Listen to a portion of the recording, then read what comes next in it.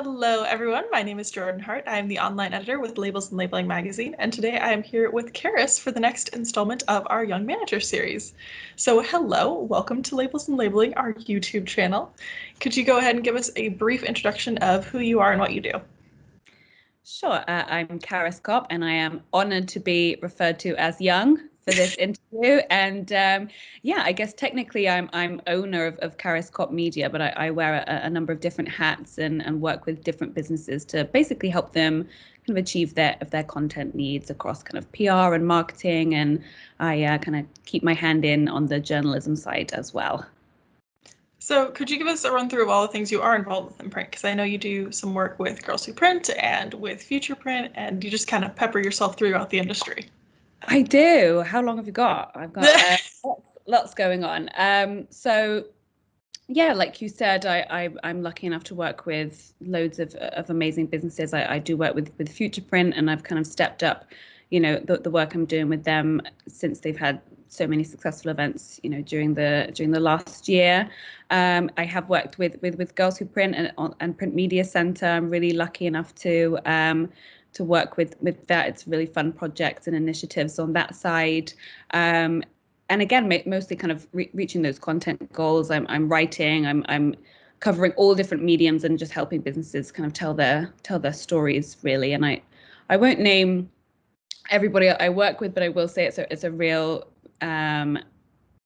fantastic variety of businesses across different industry sectors, from events, from small companies that focus on R&D and do really innovative things, to kind of larger manufacturers and suppliers. So really happy. And really what I do, I guess if I was going to kind of boil it down, no day is ever the same, doing what I do. But if I was to boil it down, it would be, telling stories and getting to work with them to create content, whether that's, a video interview like this, or a white paper or a blog, or a case study, or even a tweet. It's all, you've got to get the content right for those different mediums, and it's really exciting to try and figure out how to do that. So I guess that's a long-winded way of saying I do a bit of everything, and if it's telling a story in whatever way and a business needs help to do that, I'm your girl.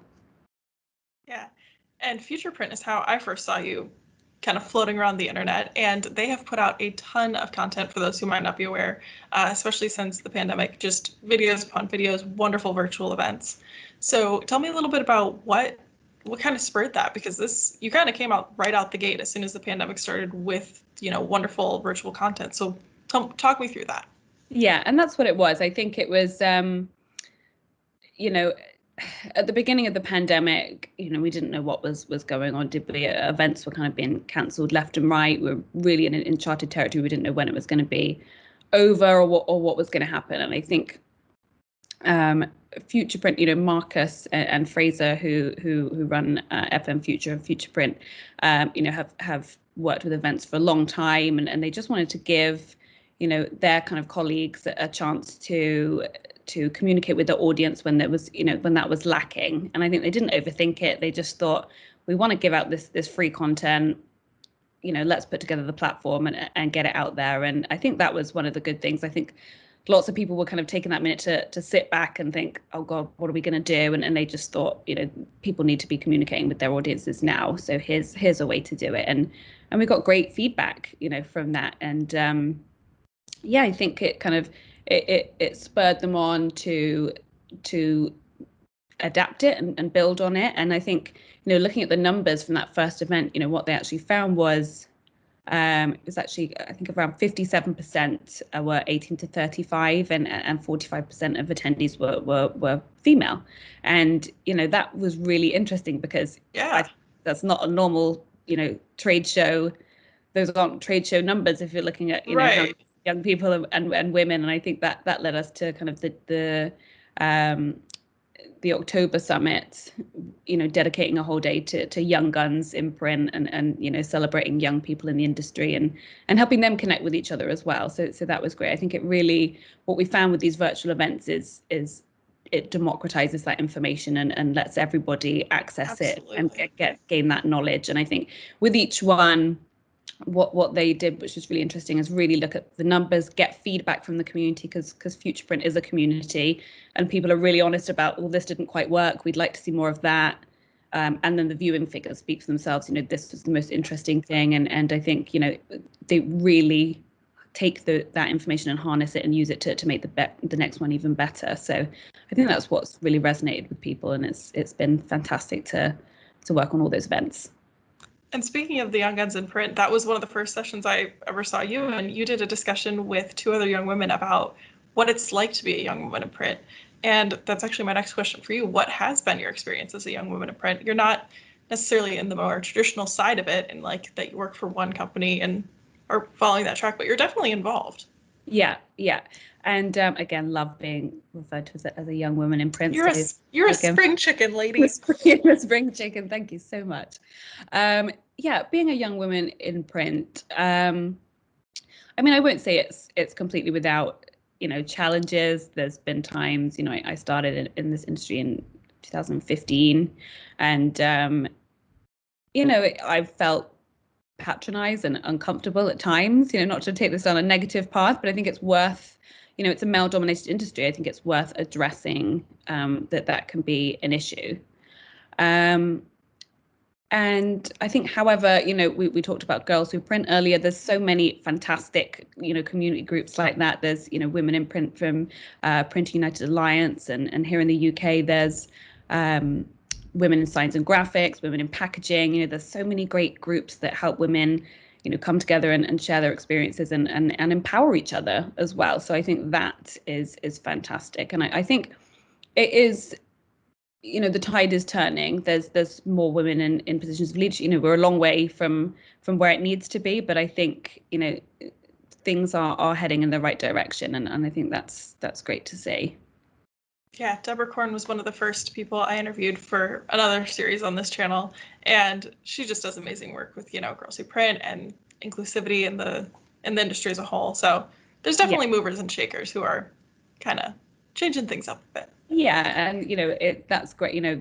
That's a group that's kind of saying, we're not going to stand for any discrimination of any kind, and we're going to stand up and be counted, and it's a great way of sharing stories, and just absolutely fantastic to know that that's out there. I think if you were a young woman in the industry that's maybe feeling, for lack of a better term, intimidated in some way or uncomfortable in any way, there's a huge community out there of people that will stand behind you. So I think that's unbelievable. That's so useful. I didn't know about any of this when I started in 2015, and I think it's worth kind of banging the drum now. And anyone that's watching this, do reach out to those groups and get involved, because it's a lot of fun, if nothing else. Yeah.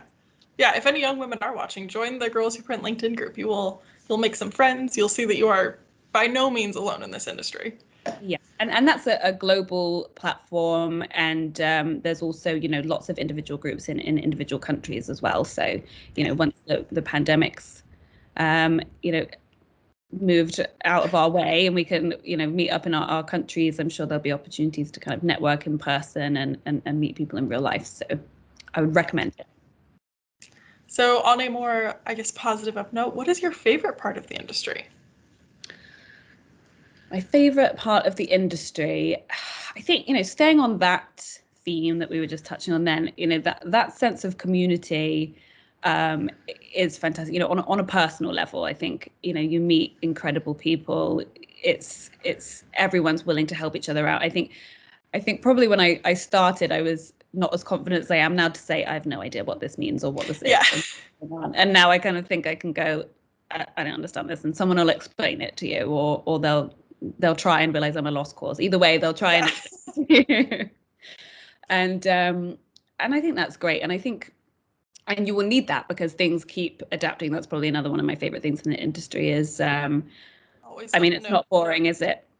Yeah. There's always something going on. And I think, it's fast paced, it keeps moving, always something happening. And I think from my perspective, I love future technologies and how they intersect with print and the wider industry, whether that's artificial intelligence or automation, or intelligent labels and smart packaging and, all that stuff. I love that. And people are doing incredible things with that. And it's just going to keep evolving and moving into really exciting places.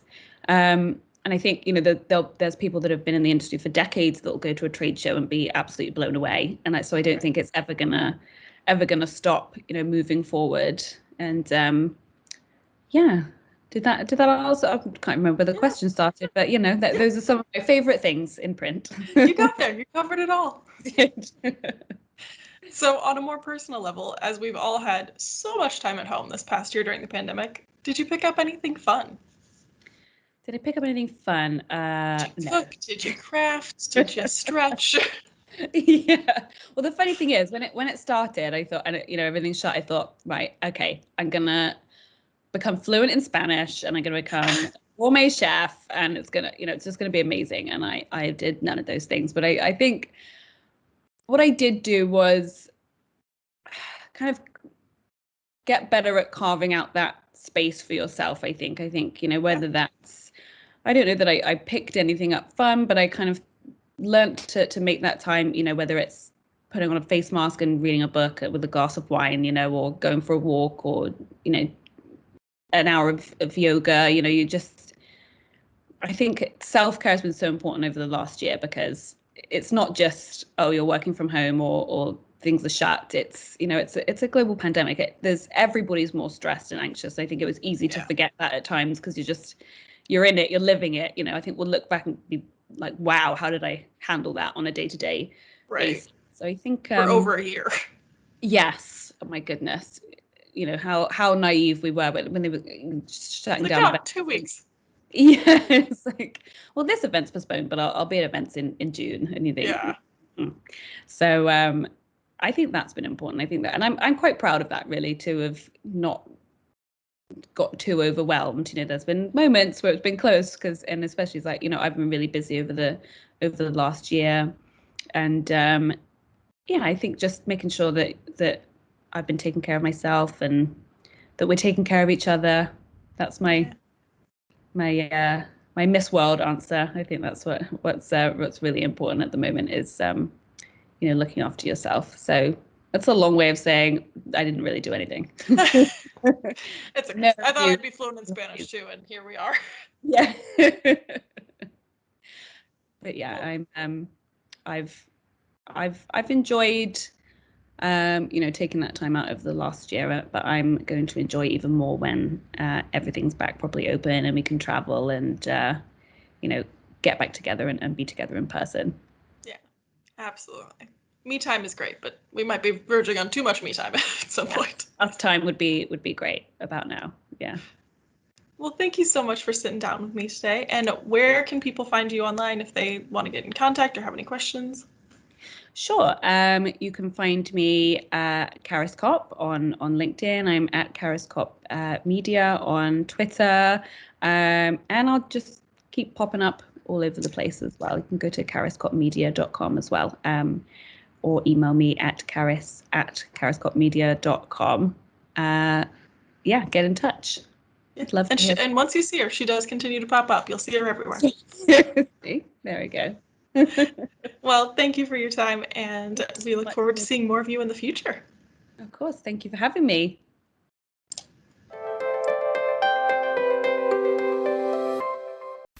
Thank you for watching. If you enjoyed this video, please hit the like button and make sure to click the subscribe button at the top of the screen. You can see more videos from this playlist by clicking the video on the right, or click the video on the left to see all of our other videos.